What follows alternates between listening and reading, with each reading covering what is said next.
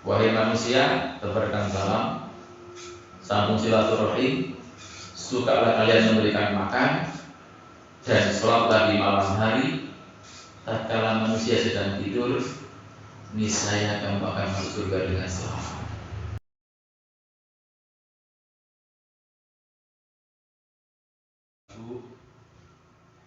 Ingkang berbahagia, hadanallahu wa iyyakum ajmain. Hadir teng menika musala lan insyaallah subhanahu wa taala kita badhe nerusaken maos kitab Al-Adabul Mufrad ingkang dikarang dening Imam Al-Bukhari. Saderenge kita waos mugi-mugi shalawat lan salam terus tersampaikan dumateng Rasulullah Muhammad sallallahu alaihi wasallam, keluarganipun, sahabatipun, lan sedaya kaum muslimin ingkang terus mengamalkan budi menyebarkan sunnah-sunnahipun beliau sallallahu alaihi wasallam. Jamaah, wonten kesempatan dalu menika pembahasan kita masuk di bab yang ke-66. Bab la yu'zi jarahu. Janganlah menyakiti tetangga. Jadi kula jenengan teng Imam Bukhari disyaratkan boten angsal menyakiti tangga. Hadisipun hadis nomor 119.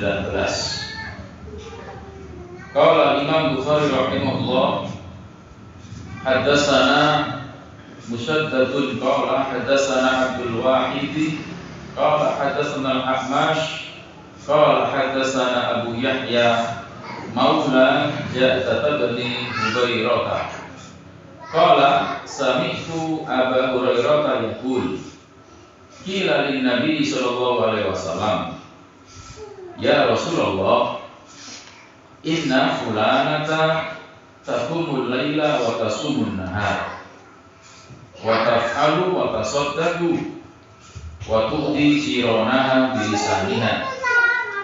Faqala Rasulullah sallallahu alaihi wasallam la khaira fiha hiya min ahli nar. Qalu wa fulanatun tusalli al-maktubata wa tasaddaqu bi athwari wa la tu'ti ahadan. Faqala Rasulullah sallallahu alaihi wasallam hiya min ahlil jannah.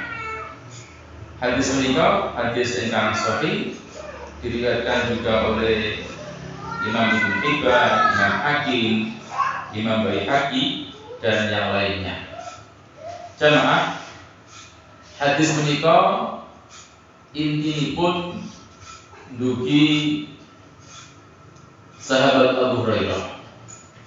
Jadi sahabat Abu Hurairah nanti dawuhaken qila lin Nabi, dikatakan kepada Nabi sallallahu alaihi wasallam, ya Rasulullah, wahai utusan Allah, inna fulanata taqumul laila. Sesungguhnya ada seorang wanita yang dia ini taqumul laila, ahli salat malam. Menawi ahli sholat malam berarti sholat wajibnya apa? Beres. Karena taqumul lail, sholat malam dilakukan. Artinya sholat wajibnya sudah beres. Dan ini termasuk amalan yang mulia karena sholat malam. Dan kita tahu ada hadis afdhalus sholati ba'dal fardhu sholatul lail.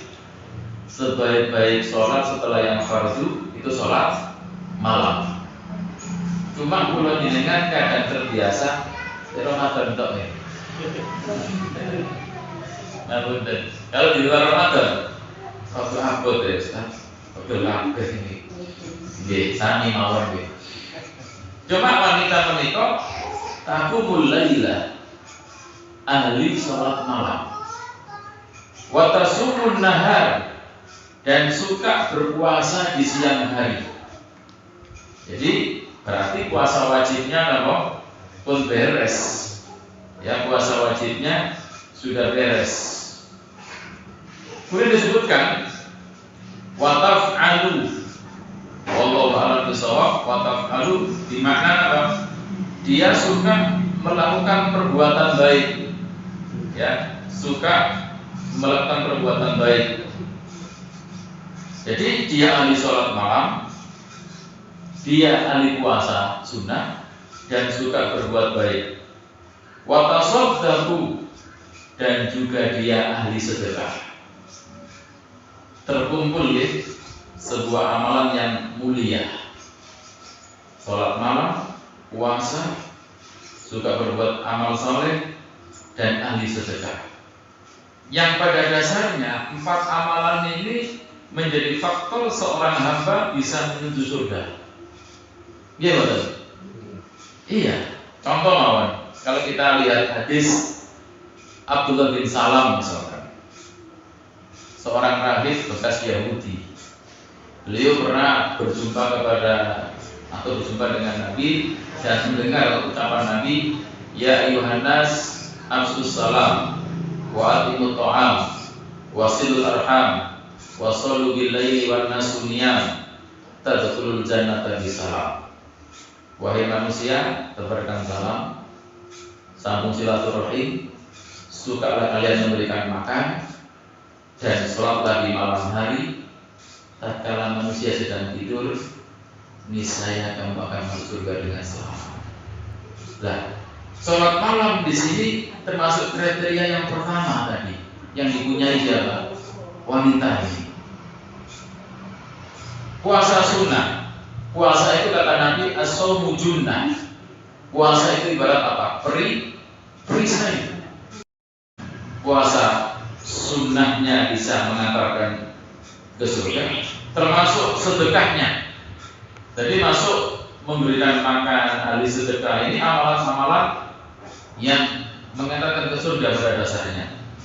Tetapi sayang jamaah, ada sayangnya wanita ini.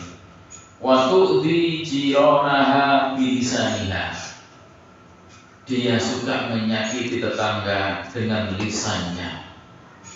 Subhanallah. Jadi wanita ini punya banyak kebaikan, tapi dia tidak bisa menjaga lisan. Dikatakan oleh para ulama jamaah yang diberkahi Allah Subhanahu wa taala, ini menunjukkan lisan ini perlu kita jaga. Makanya di antara hak lisan, sebagaimana dalam kitab Tabsiratul Anam bil Huquqi fil Islam, di antara hak Islam itu, hak lisan itu adalah apa? Ayyumsikahu anil khawdi fil batil wa an ida'il muslimin. Di antara haknya lisan itu, jangan sampai lisan ini berbicara yang batil atau menyakiti manusia. Ini haknya lisan. Karena tidak sedikit gara-gara lisan banyak orang yang terjerumus, bahkan dimasukkan nerakanya Allah Subhanahu wa taala. Kisah yang masyhur adalah disebutkan bahwasanya tatkala Nabi sallallahu alaihi wasallam itu mi'raj, apa kata beliau? Marartu biqaumin lahum atfaru min nuhasin. Tatkala aku mi'raj, aku melewati sebuah kaum. Yang kaum itu mempunyai kuku-kuku dari tembaga. Yahmisuna wujuhahum wa sudurahum. Yang dengan kuku-kuku dari tembaga itu dia cakar-cakar tubuhnya dan dia cakar-cakar dadanya. Fakultu, maka Rasulullah berkata, man haula ya Jibril, wahai Jibril, siapa mereka itu? Punya kuku dari tembaga, kok dibuat nyakar-nyakar badannya dan wajahnya. Apa kata Jibril? Haula illadzina ya'kuluna luhuman nas. Mereka itu adalah orang-orang yang suka makan daging manusia. Artinya apa? Riba. Sebagaimana dalam surat Hujurat ayat 12. Artinya apa?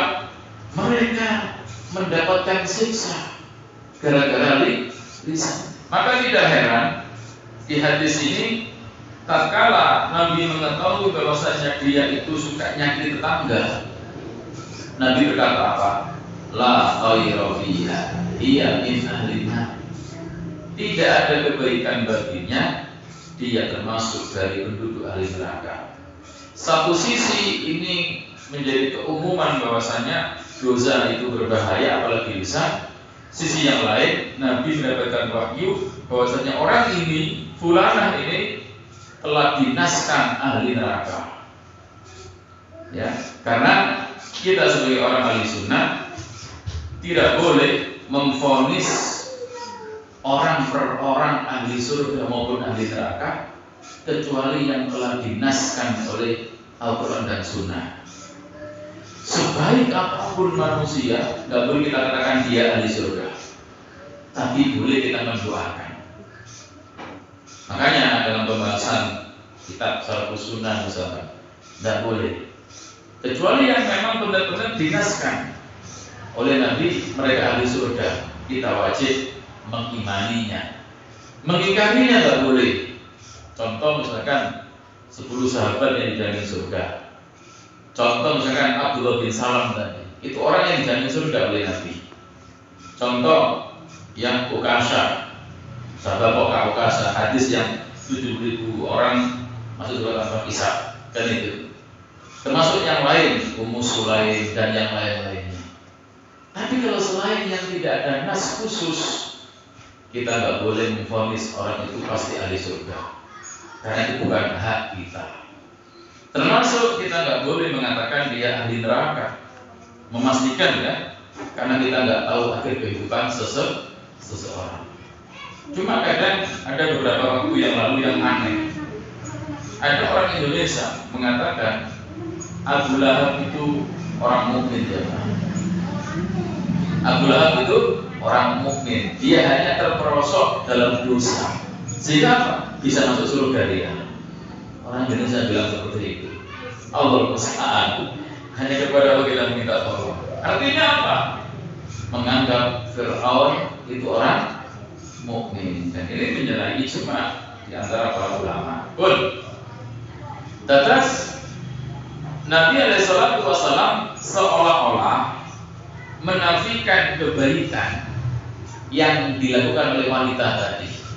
Padahal dia ahli sholat, padahal dia ahli puasa, padahal dia ahli sedekah.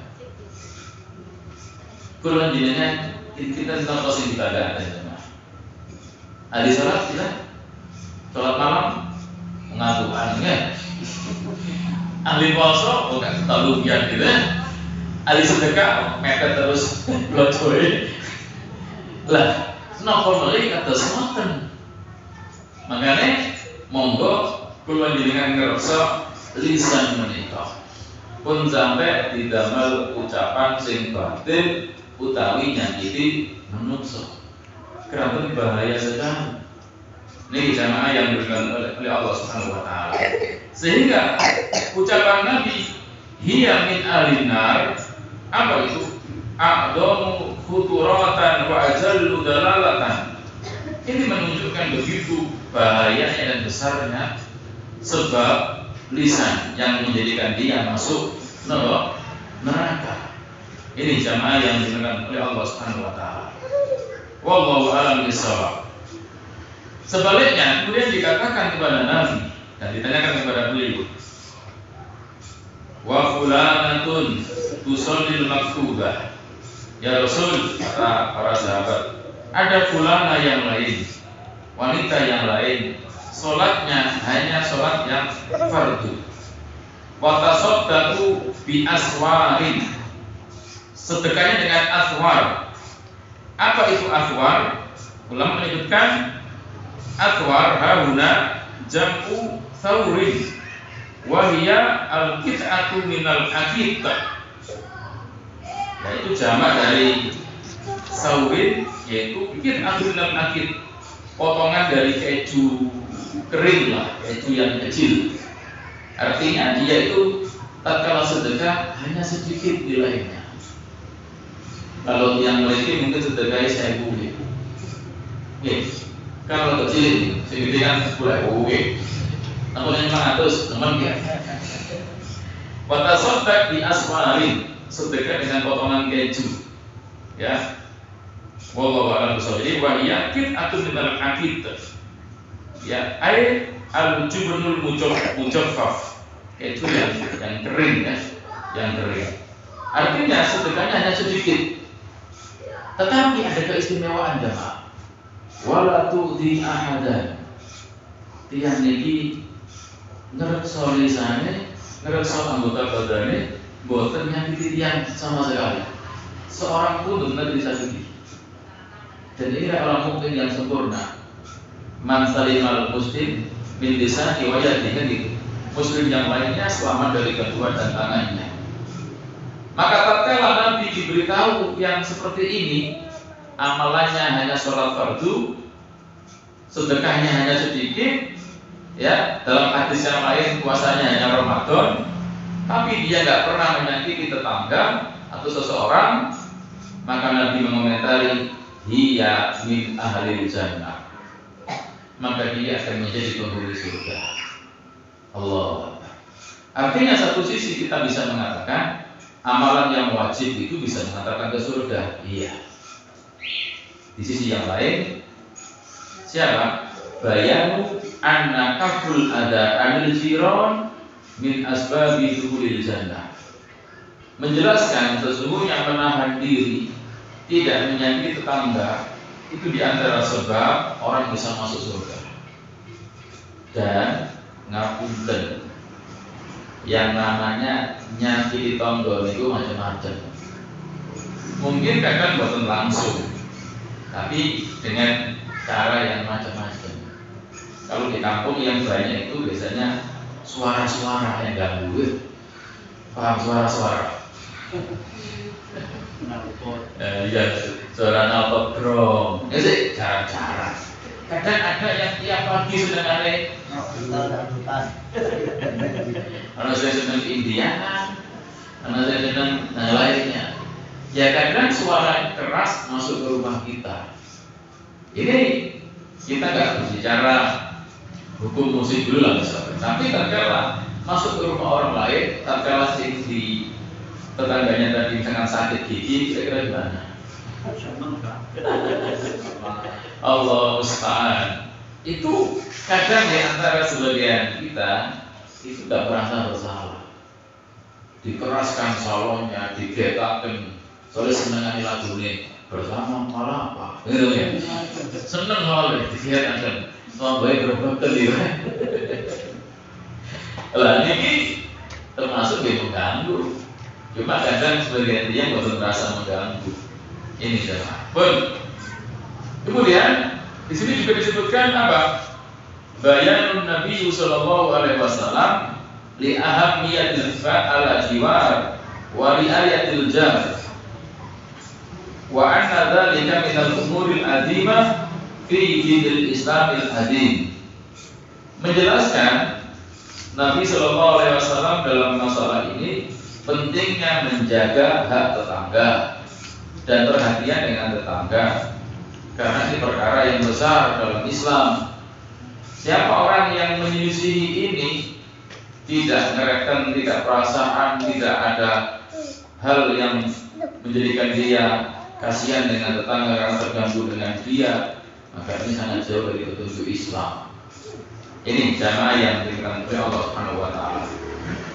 Kemudian yang selanjutnya, ta'kidu haqqil jar, penekanan hak tetangga. Ya, penekanan hak tetangga harus kita jaga. Ini jamaah yang diberikan oleh Allah Subhanahu wa taala.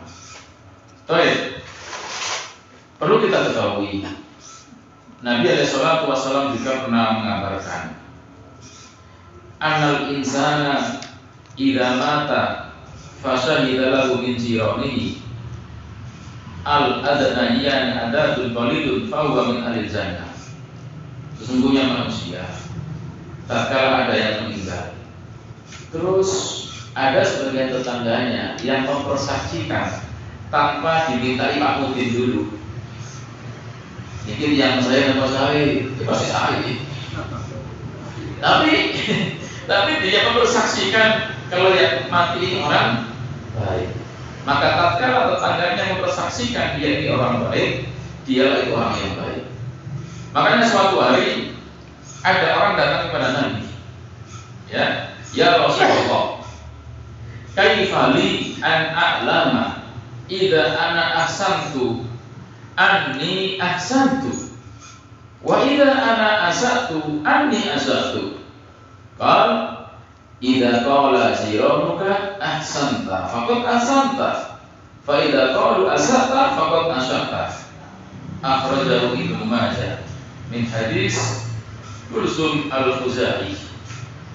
Ada seorang laki-laki menemui Nabi sambil berkata, ya Rasulullah, bagaimana aku mengetahui kalau memang aku ini orang baik atau aku ini orang yang jelek? Kata Nabi, kalau tetanggamu bilang kamu itu orang baik dan mempersaksikan kamu itu orang baik, kamu orang baik.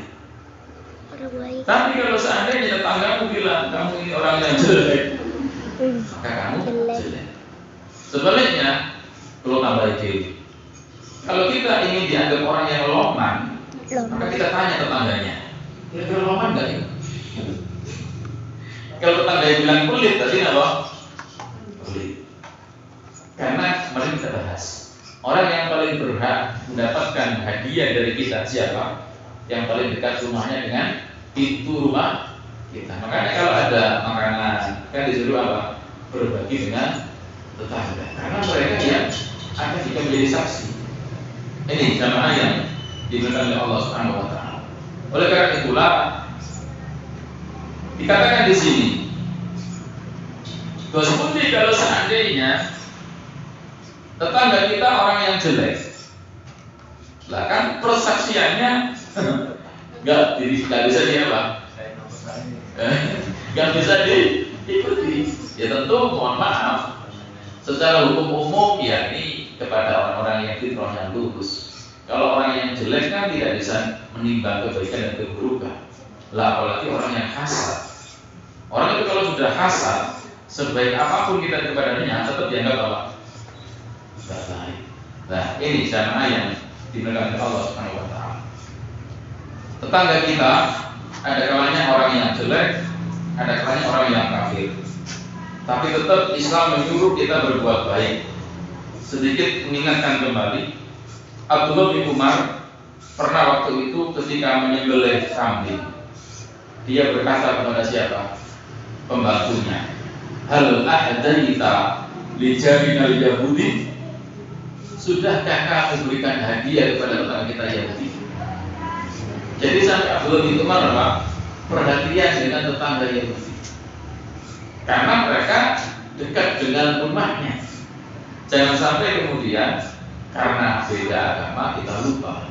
Ingat hadis Nabi, dan di sini Abdullah bin Umar selalu ingat hadis Nabi, mazala Jibril yusilihil biljar. Jibril itu senantiasa berwasiat kepadaku untuk berbuat baik kepada tetangga, termasuk baik yang muslim maupun yang tidak muslim, yang jelek maupun yang baik. Ini jamaah yang dimuliakan oleh Allah Subhanahu Wa Taala. Oleh karena itulah dalam kitab Syarah disebutkan kalau tetangga itu kafir, falahu hakun wahidun, dia hanya punya satu hak, yaitu hak tetangga. Ya, hakul jiwa. Wa in kana musliman ghairu dzi qurbatin falahu haqqani. Kalau tetangga kita muslim tapi bukan kerabat, punya dua hak. Hak tetangga sama hak muslim. Ya. Tetapi wa idza musliman jaron dza qurbatin falahu salasatu huquq. Kalau tetangga kita itu muslim, tasik derek, ya, maka ada tiga hak: hak Islam, hak tetangga, dan hak kerabat. Makanya fayu'ta kullu bihaqqin haqqahu wa yura'a haqqullahi ta'ala fi dzalika kulli. Maka setiap yang mempunyai hak berikanlah haknya dan perhatikan haknya mereka. Pun dan insya Allah kalau di kampung biasanya ngelumpuk dulu nih, dulu. Jadi itu lebih banyak haknya, hak Islam, hak tangga juga hak dulur daripada orang muslim tapi bukan dulur. Pun wallahu a'lam bishawab. Jamaah yang diberkahi oleh Allah Subhanahu wa taala, disebutkan juga bahwasanya wanita itu kadang biasanya sulit untuk menahan lisan. Makanya ada istilah sing paling cerewet itu yang ekstri. Ada kalau yang ekstri. Ya tentu sing boten bertakwa, sing boten beriman, sing boten sholihah. Sing sholihah insyaallah boten bakal cerewet. Sing akeh dikire sing ada dikire insyaallah. Wallahu a'lam bishawab. Kemudian jamaah yang dimuliakan oleh Allah Subhanahu wa taala, ini ada hadis yang menarik. Tambahan keterangan tadi masalah sedekah. Jadi sedekah itu kadang sedikit mengalahkan yang banyak. Contoh, saya sedekah 1.000, jenengan sedekah 10.000. Bisa jadi sedekah saya 1.000 lebih besar pahalanya daripada jenengan yang 10.000. Kok bisa? Lihat, sabaqa dirhamun mi'ata alfi dirham. 1 dirham bisa mengalahkan 1.000 dirham. Ini yang asing ini ya Pak. Jadi yang sedekah 1 dirham tapi mengalahkan apa? 1.000 dirham. Ini hadisnya An-Nasa'i, disahihkan oleh Al-Albani. Qalu, para sahabat berkata, kaifa dzalika ya Rasulullah? Kok bisa 1 dirham bisa mendahului, bisa mengalahkan 100.000 dirham atau 100.000 dirham? Kok bisa? Allah maka Nabi berkata, rajulun laisa indahu illa dirhamani wa tasaddaqa bi ahdihima. Ada seseorang, dia hanya punya uang 2 dirham. Paham 2 dirham? Bahasa ulang dengan dia punya duit 2.000 tok ya. Salah satunya disedekahkan. Berarti kalau berapa? Jadi punya uang hanya 2.000, terus disedekahkan separuh hartai, sehingga tinggal 1.000. Wa rajulun indahu malun katsirun. Orang yang kedua hartanya banyak. Fatasaddaqa min urdi malihi bi mi'ati alfin. Terus dia sedekah dari harta yang banyak tadi hanya berapa? Mi'alf, 110 dirham. Bisa dipahami? Duit 2M. Sedekahnya 2 juta. Ambil duit wong mek 2.000. Sedekahnya saya pun tidak ada kepala ya. Saya mangkok ya. Masya. Kenapa? Karena dia hanya 2.000. Disedekahkan saya kan separuh entek berarti. Tak serong sedekahnya berapa? Nah, 2 itu. Kan sisa nyata. Ya tentu tetap nominalnya dihargai oleh Allah. Memang dari sisi karena orang yang pertama ini kan hanya punya uang 2.000 itu, maka sabaqa dirhamun mi'atu alfi dirham. Ini jamaah yang dimuliakan Allah Subhanahu wa taala. Sampai kata mu'allif, fa hadza dirham al-wahid yasbiqu mi'ata alfi dirham. Subhanallah, 1 dirham ini bisa mendahului mengalahkan 100.000 dirham. Oleh karena itulah, boleh jenengan enggak boleh meremehkan sedekahnya orang. Oh, kok sedekah orang murah? Dan duit nek tange. Lah jenengan kan duit 200.000 sedekah 2.000 enggak padha. Harusnya kalau 200.000 saya sedekah itu 100.000 separuh nih. Sama insyaallah ya. Pun, jamaah yang dimuliakan oleh Allah Subhanahu wa taala, terus janganlah kula jenengan meremehkan sedekahnya orang meskipun itu kecil. Tadi sedekahnya kenapa? Keju kering.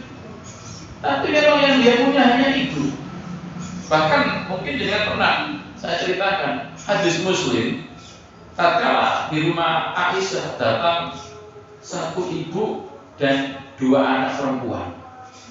Satu riwayat Nabi Aisyah mencari makanan, nggak menjumpai, hanya 3 kurma. Pernah saya sebutkan nih, masing-masing dikasih 1. Karena anak kecilnya ibu tadi kelaparan, langsung dipangan entek. Ibu gak mangan dulu anaknya, kata Eko dibelah jadi 2 terus dikasihkan anaknya tadi. Ibu gak makan. Aisyah hanya sedekah berapa? 3 kurma. Dalam hadis Muslim yang nomornya berbeda, tatkala ada seorang ibu dan membawa 2 anak perempuan yang minta sedekah, qadarullah, Aisyah hanya menemukan 1 kurma. Akhirnya 1 kurma ini dibelah jadi 2, diberikan anaknya yang perempuan tadi. Kenapa kalau Aisyah sedekah hanya seperti itu? Karena tidak ada yang lain. Punya 1 kurma, dikasihkan 1 kurma. Punya 3 kurma, disukakan 3 kurma. Tadi kalau bilang kan beda. Halo, 2 di dompet wape, saya ditakkan dan apa aku? Gimana kamu? Loh, beda ya Aisyah. Kurma itu ditakkan, telu disukakan. Nah ini kelasnya mereka dengan kelasnya kita. Namun artinya sedekah yang kecil pun kadang berpahala besar, mengalahkan sedekah yang besar bagi sebagian orang. Tentu jamaah yang diberikan Allah ini masing-masing kita berbeda-beda. Oleh karena itu kita nggak boleh meremehkan. Poinnya juga yang paling penting di antara kita, monggo kita harus soal lisan ini. Karena lisan inilah sumber malapetaka di antaranya. Wanita yang ahli ibadah tadi dinaskan oleh Nabi menjadi ahli neraka karena tidak menjaga lisannya. Bisa jadi juga dengan lisan istri ditalak suami. Bisa jadi dengan lisan seorang suami marah kepada anaknya dan seterusnya. Allah musta'an, hanya kepada Allah kita meminta tolong. Baik, jamaah yang diberikan Allah Subhanahu wa taala, kita lanjut. Hadis selanjutnya, hadis nomor berikutnya setelah 119 dan 120 kita loncati. Kenapa kita loncati? Karena isnaduhu dhaif, sanad lemah. Jadi kita loncati masuk hadis 121. Qala Imam Al-Bukhari rahimahullah, hadatsana Sulaiman ibnu Dawud Abu Rabi, qala hadatsana Ismail ibnu Ja'far, qala hadatsana Ala ibnu Abdurrahman an abihi an Abi Hurairah anna Rasulullah sallallahu alaihi wasallam qala la yadkhuluna al-jannata man la ya'manu jaruhu bahwa ibahu. Hadis ini diriwayatkan oleh Imam Bukhari dan dalam Mufrad, juga oleh Imam Muslim dari jalan Ala, dari bapaknya, dari sahabat Abu Hurairah. Sama. Pun terus hadis yang kedua di malam ini adalah hadis dari sahabat Abu Hurairah juga. Apa kata sahabat Abu Hurairah? Sesungguhnya Rasulullah SAW itu pernah bersabda, la yadkhuluna al-jannata, tidak akan masuk surga, ya, tidak akan masuk surga. Man, siapa saja, la ya'manu jaruhu, yang tetangganya tidak aman, bahwa ikahu, dengan gangguannya. Jadi kalau ada orang yang suka mengganggu tetangga, dia diancam tidak masuk surga.